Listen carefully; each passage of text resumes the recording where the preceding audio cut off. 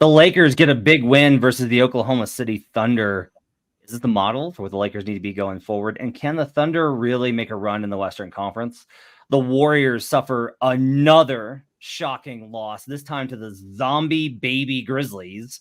The Pistons won, and we'll get to some trade rumors. Pascal Siakam, Dejounte Murray, Zach LaVine, all sorts of stuff here on Locked On NBA. You are Locked On NBA, your daily NBA podcast. Part of the Locked On Podcast Network, your team every day. Welcome to Locked On NBA, your daily source for all things NBA from the Locked On Podcast Network, your team every day. Thanks for joining us and making this part of your day. Appreciate you guys being with us and being an everyday or joining us Monday through Friday here on the flagship of the Locked On NBA Network. My name is Matt Moore. I'm the senior NBA writer for the Action Network. I'm joined by David Ramil. He's co-host of Locked On Heat. You can catch me over on Locked On Nuggets. Today's show is brought to you by FanDuel. Make every moment more. Right now, new customers get $150 in bonus bets, guaranteed when you place a $5 bet. Visit FanDuel.com/LockedOn to get started. On today's show, we're going to talk about the Lakers getting a big win at home versus the Thunder, what it means for both teams. I have to ask the question, are the Warriors just done? Like, how bad is this going to get with Golden State after another miserable, shocking loss, this time in Memphis? We'll talk about the Pistons getting a win. Joel Embiid has another monster performance at home in the first leg of a back-to-back. We'll talk about whether or not he plays Nikola Jokic on Tuesday. And in the final segment, we'll get to some NBA trade rumors. I've got some slop for you. I've got some information as it relates to Pascal Siakam, Dejounte Murray, Zach LaVine, and more. But we'll start, David, with the Los Angeles Lakers, those pesky Lakers, who, by the way, have now won 3 of 5. If we just select the last 5 games, they've won 3 of 5. Including you've got wins versus the Raptors and Clippers. So pretty good stretch here for LA. They get the win over the Thunder in LA, and they get that one by a score of 112-105. Honestly, David, the biggest thing for me, I said this on Twitter, and I do think it's serious. I do think it kind of resonates. The Lakers are not a very good team. They don't have shooting. They don't have a lot of versatility. They don't have dynamic, high basketball IQ players. Anthony Davis really needs somebody to help set him up. Like, he can be dominant scoring as long as there's a mechanism to get him those shots. LeBron's not quite what he used to be. This is all like the negative, but they're a serious team. And they do have these moments when they hit a gear that other teams can't match. And we've seen this in 2 matchups now. They got to win in OKC, which was one of their best wins of the year, and now at home. This Lakers team is great at home in general, but in particular, they are also a very tough matchup for the Oklahoma City Thunder, who have been one of the best teams in the league this season. But the Thunder have a really hard time matching up with the Lakers' size, physicality, and intensity. And I was really impressed with how the Lakers brought it defensively in this game.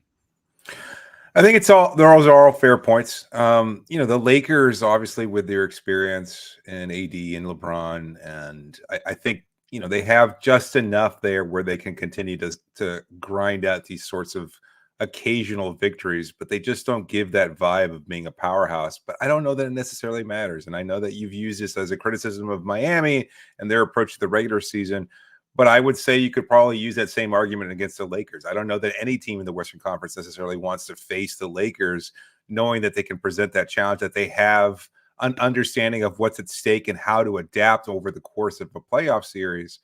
And so I think that they're just as dangerous as any other team. I would say that they're probably a dangerous loomer in the Western Conference in terms of the playoff race. And I don't know. I don't see that there's going to be a major shakeup there in terms of the trade deadline. I know their fans obviously are clamoring for a few big names here and there, but that doesn't seem realistic either. I don't know that they necessarily need to make one. And I don't know that, again, I don't think a deal is likely to get done, but I think they're just as dangerous now as they might be come the playoffs. And that's all that really matters.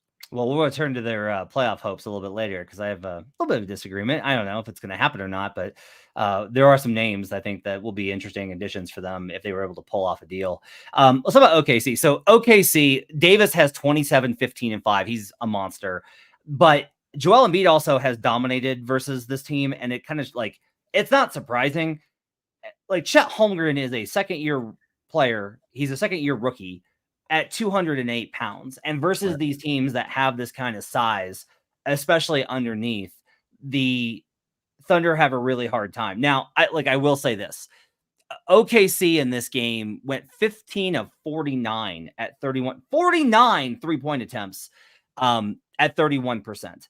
And if you're like, that's too many threes because they couldn't attack the rim, you're absolutely right. That's also not the Thunder's game. Like, OKC's preferred tactic is hunt matchups with Shai Gilgeous-Alexander, use him to penetrate the defense, get downhill, draw defenders, kick out, and score.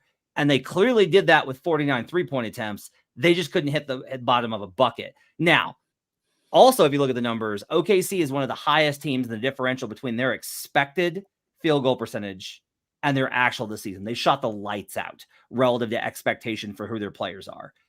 But in this matchup in particular, if the Lakers can both jam the lane and the Thunder don't hit threes, then you're going to have a game like this. I thought the Lakers did a great job of being physical. I thought the Lakers did a great job of generating turnovers and scoring off of those, which that gets back to like what their identity was in 2020, which was they were not a great half-court offensive team. They just got stops, ran, and scored. And so I thought this is a good example both of OKC's weakness and that, like, look, if you're not going to, if Shai is not able to generate those looks out of ISO, if he's not able to get to the rim, and you're not going to knock down threes, you are going to have nights like this where you only score 105 and you turn the ball over a ton. I thought the Lakers did a great job of getting in their passing lanes. But I do kind of think that this game is at least, it's not a definitive thing, but for me, it's like another notch in. I'm very high on OKC in the regular season and their potential and their capacity. But I do think that there are going to be matchups in the playoffs where it's going to be like, yeah, no, this is still a very young team that isn't quite there yet, especially if they face a team with size and physicality like the Lakers can sometimes bring. And experience. And I think that matters. Are they missing a shooter? I mean, is there somebody that they could acquire? And again, maybe we could save this conversation for later on the show, but is there a possibility of them getting a knockdown shooter that can kind of help in terms of being able to be a lot more consistent from 3-point range? Because that seems like we might not be talking about this game at all if they're able to just hit 5 more free 3-pointers, which isn't an astronomical number considering how many they put up. But if they're putting up that kind of quantity of shots and they're not knocking them down, they're limited, especially if they're being able to clog the paint and keep Shai from doing what he's done for most of the regular season. So I see the points there, but I think they're also fixable. My bigger concern is their ability to adapt over the course of a playoff series because of their youth, because of their relative inexperience, especially in the coaching staff and from their players. Like Shai has playoff experience, but I don't think anybody else on that roster does. And that being a major concern, at least for me, in terms of being able to project how impactful they'll actually be in the playoff race. Yeah, I mean, I will say this. I don't expect them to move for a shooter. I don't expect them to make a trade at the deadline at all. Right. And I do think, like, look, Isaiah Joe is one of the best shooters in the NBA over the last 3 seasons, and he was 0 of 6 tonight. What are you going to do? You know? Exactly. And like, if you're like, well, they need somebody who they know, is going to knock down shots in the playoffs. Maybe, but I'll tell you this, like, they're not going to go get them now. I think they'll wait till the summer and see where they're at and then make moves based off of that. And so, you know, if you're looking like kind of long term, I do think it's going to be, yeah, maybe this is the year where they find out which of their guys can step up and hit shots in these type of games and which ones can. You know, and to be fair, Thunder have beaten a lot of really good teams this season. So absolutely. We'll see how that kind of goes. We'll return to the Lakers and the trade talks a little bit later on. Up next, I want to talk about the Warriors, who absolutely just a stunning loss on the road to a team that barely resembles the Memphis Grizzlies. Are the Warriors even going to make the playoffs? We'll answer that question. Plus, we'll get to Joel Embiid's big night and the Detroit Pistons getting a very rare win. We'll do that next here on Locked On NBA.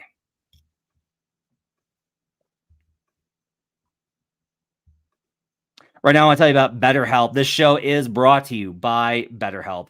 Therapy is really important, especially in the new year and especially in the winter. A lot of folks have a hard time during the winter, but it's not just about when you have a hard time and are trying to deal with specific issues. It might just be that you want better habits. Therapy can really help you with building those better habits. There's a difference between like psychotherapy, which talks about your feelings and the deep-seated trauma and stuff that we all kind of have to work through, and something more like cognitive therapy, which is about adjusting your behaviors and living healthier. That's a good opportunity for you to pursue with BetterHelp.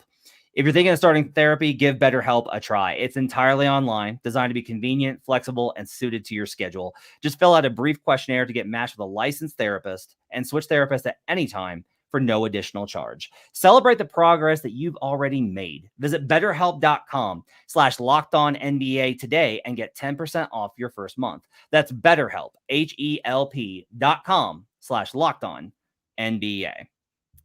We're also brought to you today by FanDuel Sportsbook. The NFL season is obviously in the playoffs. Wild card weekend.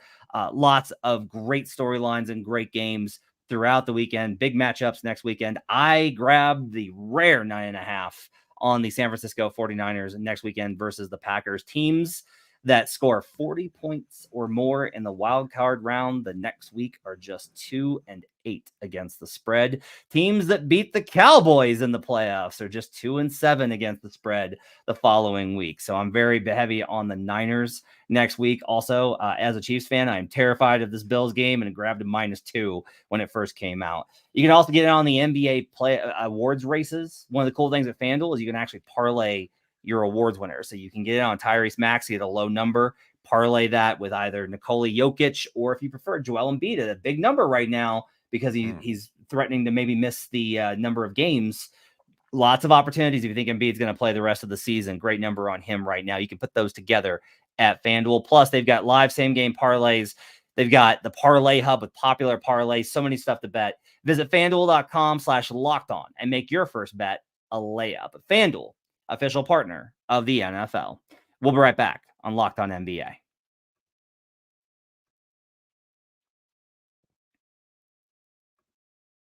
Locked On's launched the first ever national sports 24/7 streaming channel on YouTube. Locked On Sports Today is here for you 24/7, covering the top sports stories of the day with local experts of Locked On, plus our national shows covering every league. Go to Locked On Sports Today on YouTube and subscribe to the first ever national sports 24/7 streaming channel. All right, back here on Locked On NBA with David Ramil. And David, Draymond Green returns for the Golden State Warriors on Monday. Big game, okay? A team that they hate after all those playoff battles, after all the talk that the Grizzlies used to throw at them. This is not that Grizzlies team.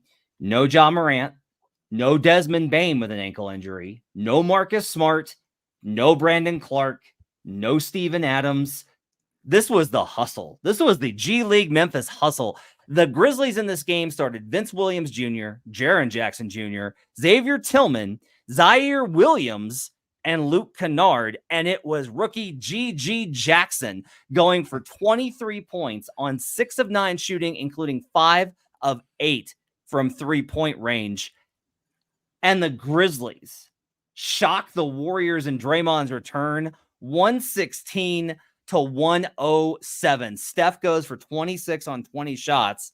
Draymond Green comes off the bench in 23 minutes, has 7 points, 7 boards, 4 assists, was a +1. Klay Thompson, 9 points on 4 of 10 shooting. After the game, the Warriors talked about their defense. If they're not going to defend anybody, they're not going to go anywhere, and they are simply inept defensively. If you're letting this Grizzlies team score 116, it is bad. David Ramil, I got to ask you, are the Warriors going to miss the playoffs? I think so. I really do. It's hard to say because there's always those intangible qualities which Golden State has seemed to master as well as any team over the last decade, obviously. And yet they just don't seem to be able to manifest that in any kind of tangible, functional, and productive way this season, especially with a number of injuries, the kind of consistent drama that seems to be affecting the team. The sense that this is just their last dance. And I mean, you hear a lot of Warriors fans kind of just resign themselves to the understanding, well, you know, we had a good run. We knew it was going to end.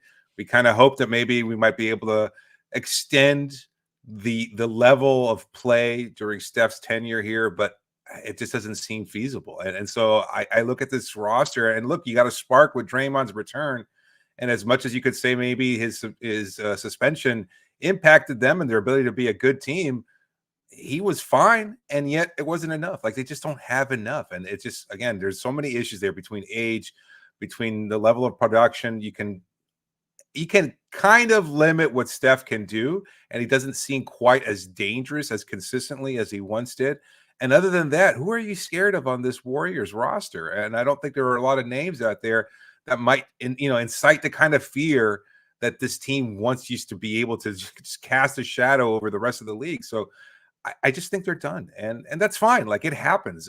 Dynasties come to an end at some point. They don't all have to be and captured on a documentary for us to revere decades later. Sometimes they just fall apart. Age catches up to all players. Sometimes front offices change. You don't make the right acquisition. You don't make the right draft. And then all of a sudden you're kind of saying, you know what, this roster just doesn't work and we just don't have it anymore. And I think that's where the Warriors are right now. Yeah. I think they're going to pursue stuff in trades, and we'll talk about them also a little bit in the third segment. I just don't know. There's honestly, they're getting to a point where I don't know if they should make a trade, because now you're trying to find like a bailout, turn your season around deal. And that can be dangerous because it's like no one's giving anything for Klay Thompson at this point. Right. No one's giving anything for Draymond Green on that contract at this point. No one's giving anything for Andrew Wiggins. There are teams that are, I think, a little bit interested in Wiggins as kind of like because small forward's a little bit hot in terms of the market. There's a lot of teams that are looking for wings. So like maybe they can get something there. But trying to find a piece that comes in and immediately writes all this, I think is pretty tough. I've talked a lot about this, that the biggest thing is that they're losing the Steph minutes. And that's not about how Steph's playing. He hasn't played well recently. But it used to be when Steph was on the floor, worst case scenario, like even if he played badly, you were going to go +6, +8. Like Steph's never a negative. Maybe like a +3 against a really great team. But now it's like this Grizzlies team, they lost the Curry minutes. When it's one thing when it was last year, when it was like, no, Steph's still great. They're winning those. They got to figure out everything else. That's one thing. If you're not able to win consistently when your best player is on the floor, you're not going anywhere. And so I'm going to be very curious to see what this team does at the deadline. Do you think they make the playoff? I mean, I bet them no. I bet them no preseason. So I got to say no. But, look, you never underestimate the heart of a champion, right? And maybe they're able to pull something out and this stuff happens. The Lakers kind of taught me last year that, like, look, March is such a wonky month. A lot of weird things can happen in that month. Like, you can just kind of sneak your way in and get there. So we'll see what happens. They are, by the way, as it stands right now, they are in 12th place, a game and a half out of the last play-in spot in the Western Conference. Elsewhere, Joel Embiid does what Joel Embiid does, which is absolutely just destroy teams at home. He was unbelievable versus the Houston Rockets again in a matchup at home. He is so good in these spots. 12 of 21 for Embiid. He shot 16 of 17 free throws. No surprise. 41 points, 10 boards in just 31 minutes. Embiid is just coming in and wrecking everything and then not having to play fourth quarters. And like, that's how the season has gone. And that's awesome. Like, that's what you want to see. They were a +7 with Embiid on the floor. They were a +26 with Marcus Morris on the court. The Rockets, by the way, are just really not the same without Tari Eason. Like, nobody really talks about this, but the Rockets are a defensive team, and Eason's probably their best defensive player. They are not the same without him. That wouldn't have slowed down Embiid. Nothing's slowing down Embiid right now. It's interesting. Embiid after the game talked about how he's not going to push for the 65 game limit. If he gets there, he gets there. If he doesn't, but he's like, I've already won MVP. I'm not like going to try and push for it.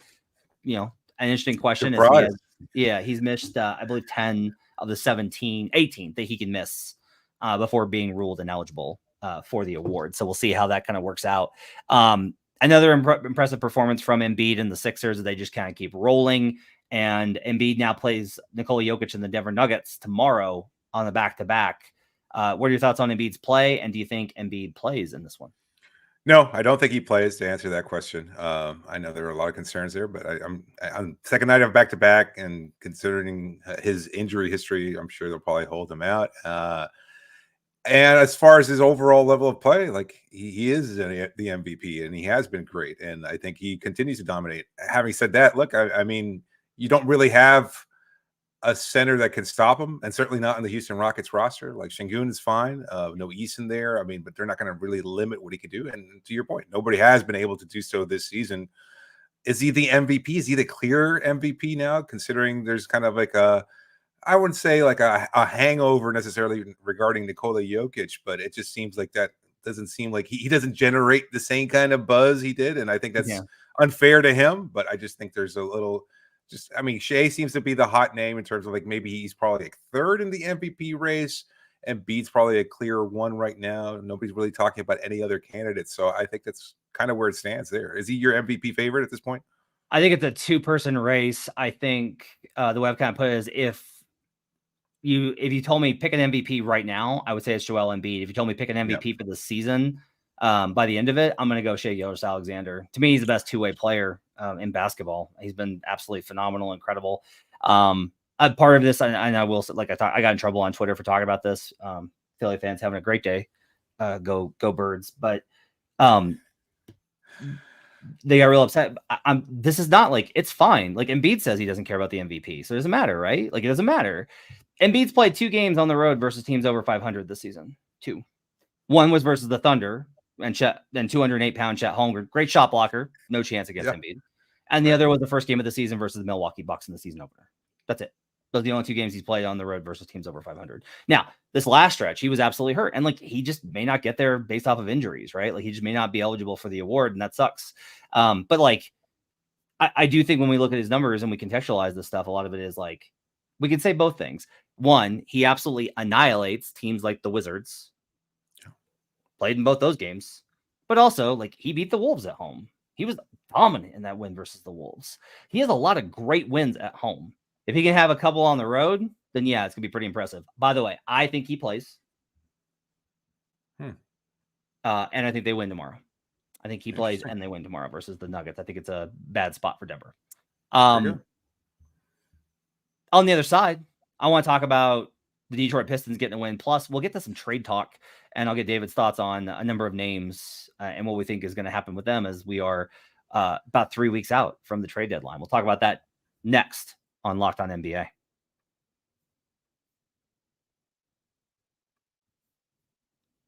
I know we come to sports to escape from some of the crazy realities of life, but can we just talk for a minute about preparing for real life? According to the FDA, pharmacies are running out of antibiotics like amoxicillin right in the middle of the worst flu season in over a decade. That's scary.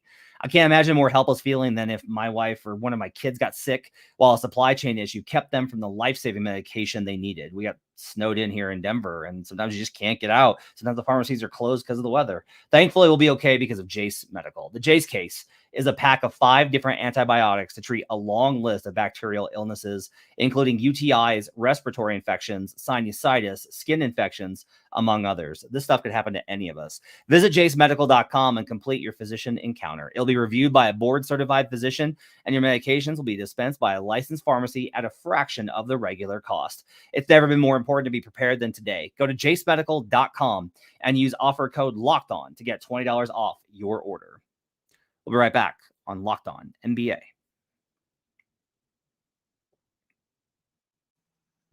Final segment here on Locked On NBA. I did want to give like a lot of games on Monday, but honestly, not like a lot of great ones. Jalen Brunson didn't play as the Magic got a win. The Mavericks without Luka shocked the Pelicans, who continue to be that team that beats the Mavericks without any of their starters and then loses this one.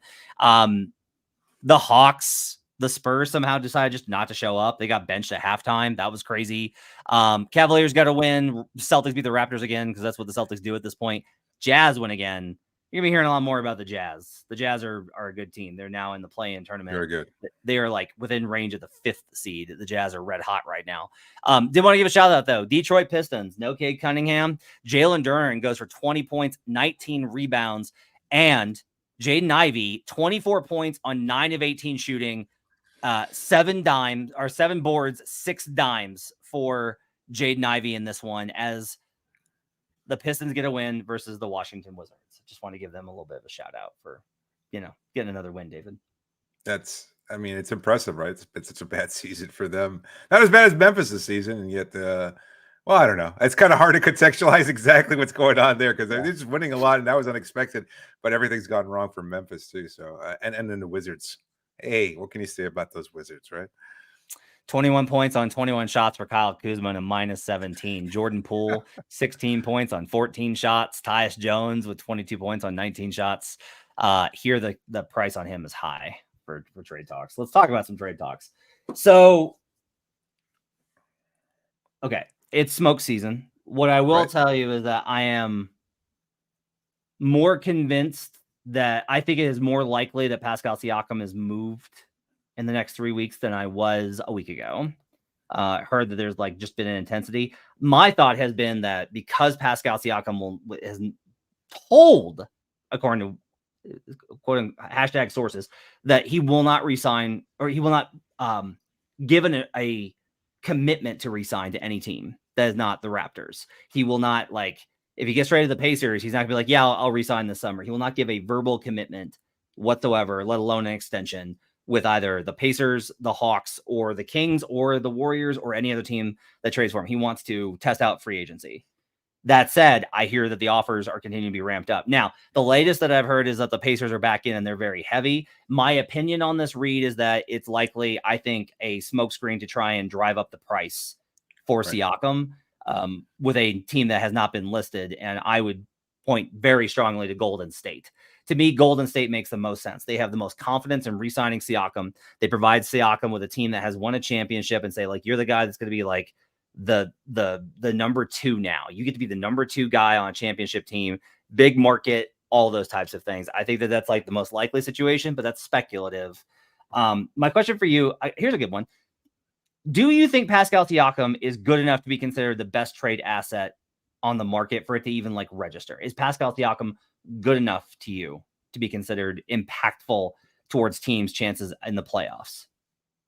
I mean, that's a joke, right? Like I know you feel that he is. Maybe your more casual or peripheral fan doesn't necessarily think so, but yes, I think he's a great player, and I think it's just been a really rough go over the last couple seasons in Toronto and everything that's happened with that team. And I think he's been miscast a little bit. I don't know that he's necessarily your best number 1 option, but he could be the best second player on a championship contending team, as he was when they won the title. So I think he can certainly be a very impactful player in a trade market. So I can totally understand when there are a number of teams that are interested in acquiring him. And we have this debate with Heat fans that say, oh no, Siakam's not worth it, etc. It's like, you don't watch Toronto games if you don't think he's worth it. Because I mean, he's a very good player, solid defender, maybe a little overrated in that aspect.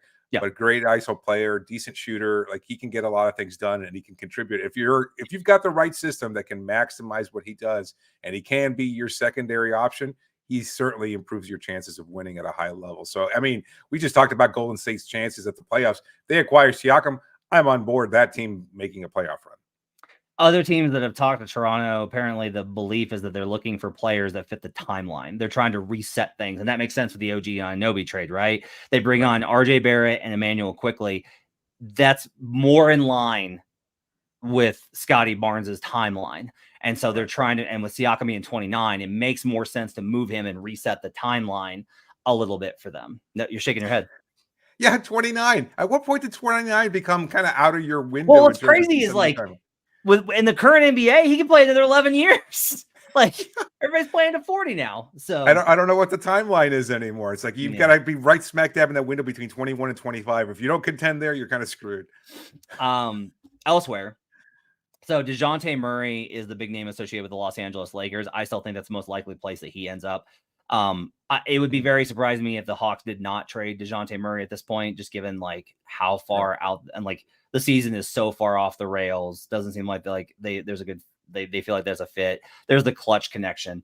I do want to mention though that I don't think that Dejounte Murray is the only Lakers target. I've heard that both Spencer Dinwiddie and Malcolm Brogdon are guys that they have an interest in, and either one of those I think would be a really significant upgrade here. Look, I'm not trying to just rag on the guy. I'm not. And like, I liked I liked D'Angelo Russell when he was with the Lakers before like he hung out with Nick Young and then things went a little bit sideways. He was really good in Brooklyn. Yep. I thought he was really good there, but like, we have some evidence now that D'Angelo Russell is not a player that is playoff viable. And if you say like, well, they made the Western Conference Finals. Yes, but the Nuggets specifically outright said like, we're going to absolutely like exploit D'Angelo Russell. And then they went out and did it. Right. I don't know that you can come back from that. And so like, I think it's good if they were to go a different direction. Regardless of whether or not Brogdon and Dinwiddie are potential targets for them or not, because that's just what I've heard. Do you think that it's important for the Lakers to get that kind of an upgrade at point guard? I think you want to make a change at this point just because D'Angelo has been so consistent and he just seems like he's not going to be able to get that opportunity. You can count on, again, LeBron and the strength of the system and everything that they do well as they did tonight in their win, and then hope to make a good deep playoff run. But knowing that you have this glaring weakness that's going to shoot you out of games, it's going to be exploited defensively, etc. If you can make even a lateral move that at least improves what he can provide on the floor defensively, you're not counting on his offense, but whoever you acquire rather. But as long as he's not the kind of huge defensive negative that D'Angelo is, then yes, I think that you could make that move and it certainly helps your chances. Zach LaVine, we'll talk about him before we get out of here. The conversation has been pretty steady. Mark Steins reported this. I think Jake Fisher's reported this, that basically like there's nothing for Zach LaVine on the table right now. This is a case where it's a combination of the Bulls haven't won, so he hasn't proven to be a winning player. He doesn't defend.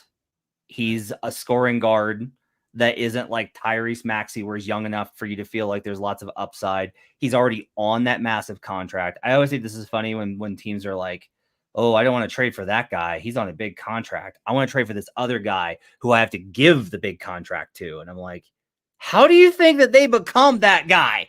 The only thing I will say is Zach LaVine does seem like the kind of team, the kind of player where, like there's nobody that's interested in Zach LaVine and nobody's talking about him. And then Monday of trade deadline week, some team is like, hey, let's go kick the tires and see if we can get him at a discount.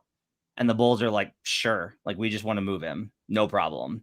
Like I do feel like there's kind of an opportunity there. And I will say that much like Tyler Hero, David Ramil, I think Zach LaVine is a little underrated in the trade market relative to being just a scoring guard with a little bit of playmaking chops.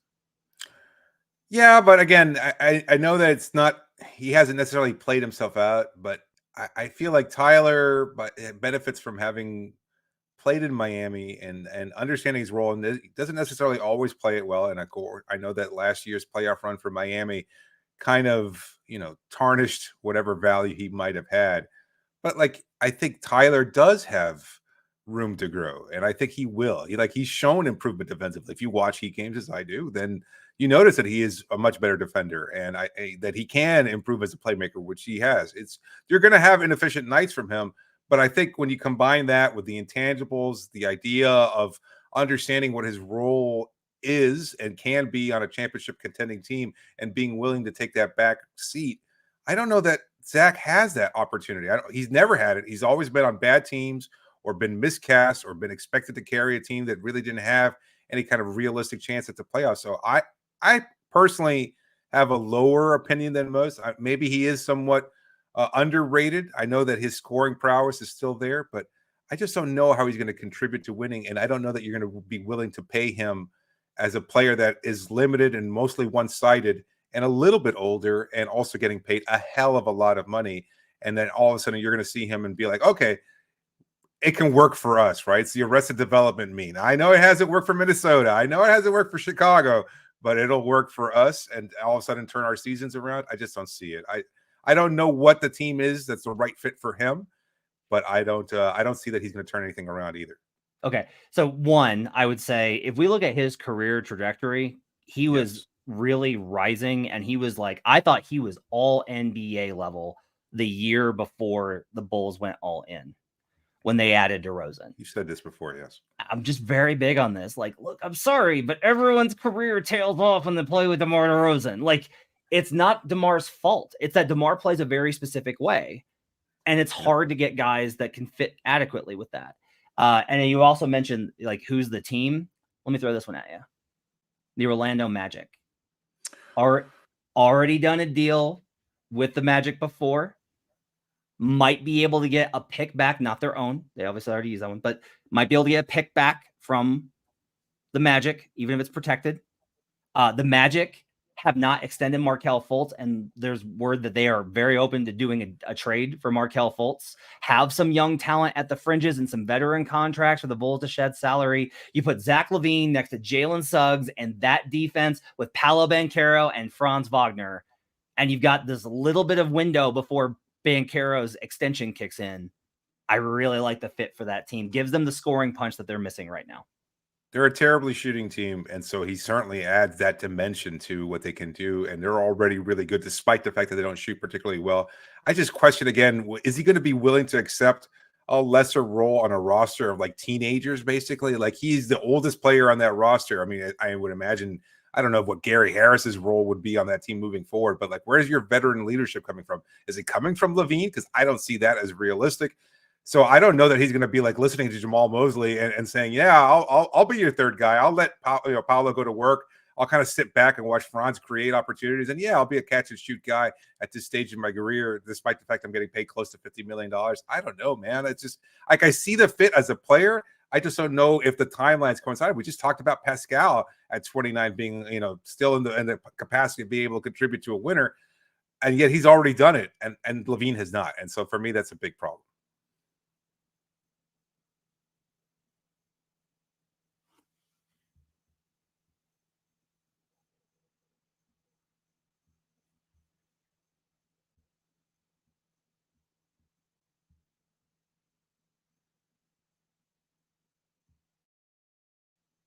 I think you're muted, man. I don't know if I can hear you or not, but Thanks for joining us. That'll do it for here on Locked On NBA. Appreciate you guys being with us. Sorry about that. We will tomorrow. You can catch Nick Angstadt and Pat the Designer. On Friday, you can catch Wes Goldberg and Adam Mares, as well as it's Jake Madison, John Corrales tomorrow. Make sure to rate, review, and subscribe. We'll talk to you guys again next time on Locked On NBA.